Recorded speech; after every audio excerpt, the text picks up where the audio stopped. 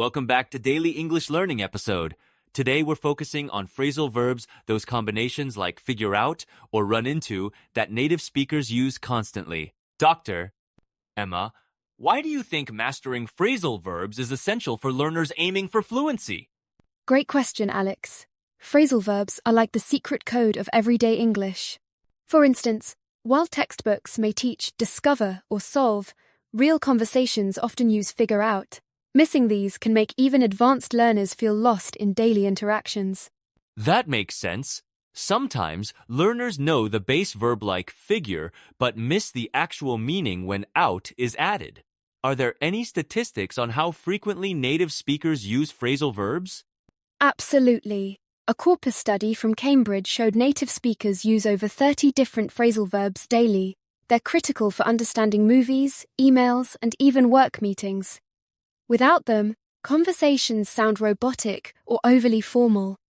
So, as we transition into specific examples, it's clear that phrasal verbs aren't just vocabulary, they're the key to sounding natural and truly comprehending native English. Let's start with figure out.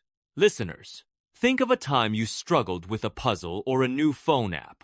Dr. Emma, how would you explain figure out to someone new to English? Figure out means to solve a problem or understand something after thinking. Imagine you're lost in a maze. You need to figure out the way to the exit.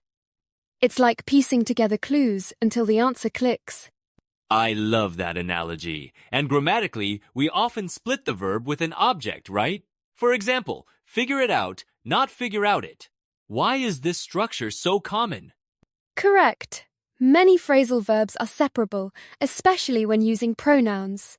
Native speakers automatically say, figure it out. It's almost like muscle memory. Using the wrong order can make your English sound unusual, even if the meaning is clear. Before moving on, let's practice. Repeat after me.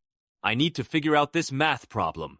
By repeating, you're training your brain to use the natural order just like a native speaker. Now, let's transition to run into, which has two meanings. Dr. Emma, can you walk us through both and maybe provide a scenario for each? Certainly. First, run into means to meet someone unexpectedly. Picture leaving a store and bumping into an old friend. I ran into Sarah at the mall. Second, it means to face a problem. Like we ran into heavy traffic. Context is key for understanding which meaning applies.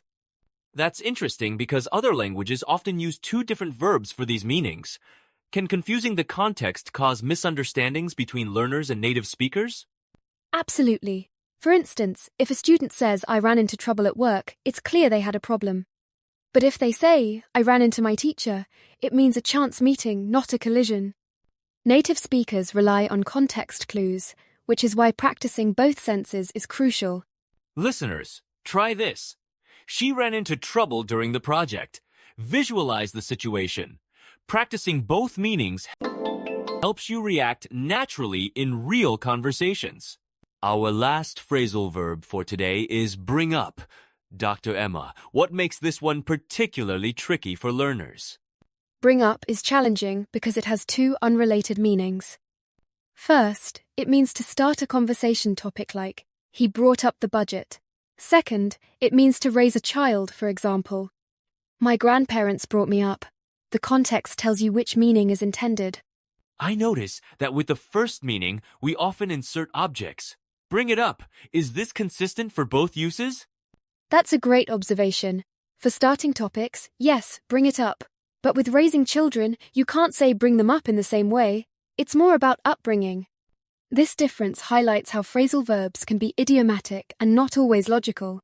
To reinforce, let's try. Please don't bring up politics at dinner.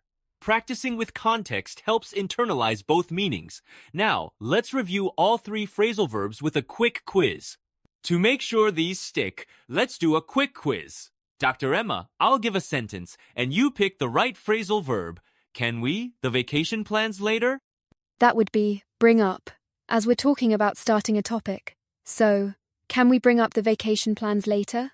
Is the natural choice. Great. Next one. My neighbor at the supermarket. Here, it's ran into.